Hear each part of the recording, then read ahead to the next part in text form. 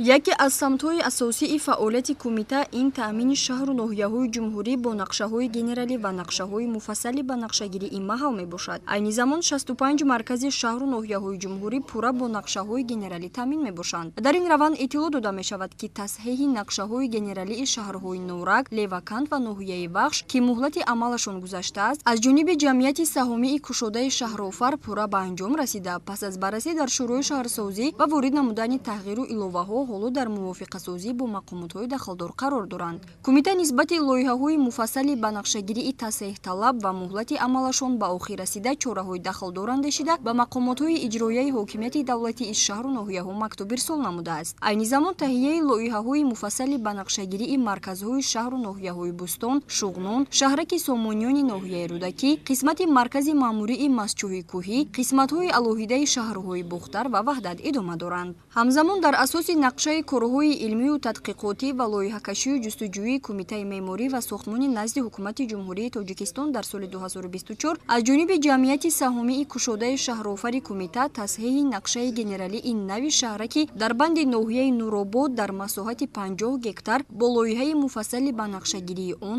оғоз гардидааст. Мавриди зикр аст, ки тасҳеҳи лоиҳаи муфассали ба нақшагирии қисмати алоҳидаи шаҳри Бухтар ва маркази шаҳраки Данғараи ноҳияи Данғара омода гардида барои мувофиқа ба мақомоти иҷроияи ҳокимияти давлатии шаҳри Бухтар ва ноҳияи Данғара пешниҳод гардидааст. Айни замон тасҳеҳи лоиҳаи муфассали ба нақшагирии Турсунзода, Бобоҷон Ғафуров, Рудакӣ, Ҳисор, шаҳраки Бӯстони ноҳияи Масчоҳ ва Шуғнун дар асоси шартнома аз тарафи ҷамъияти саҳомии кушодаи Шаҳрофари Кумита идома доранд. Инчунин тасҳеҳи нақшаи генералии шаҳру ноҳияҳои Мирсаид Алии Ҳамадонӣ, Бобоҷон Ғафуров барои 25 000 нафар аҳолӣ, Ҳисор барои 55 000 нафар аҳолӣ, шаҳрҳои Хуҷанд барои 300 000 нафар аҳолӣ ва Панҷакент идома доранд. Ҳамзамон зимни нишаст гуфта шуд, ки пажӯҳишгоҳҳои лоиҳакашӣ ва корхонаҳои воҳиди давлатӣ дар нимсолаи якуми соли 2024 ба маблағи 18 миллиону 580 ҳазору 377 сомонӣ корҳои лоиҳакашӣ, хизматрасонӣ, ҷустуҷӯю тадқиқотиро ба анҷом расониданд.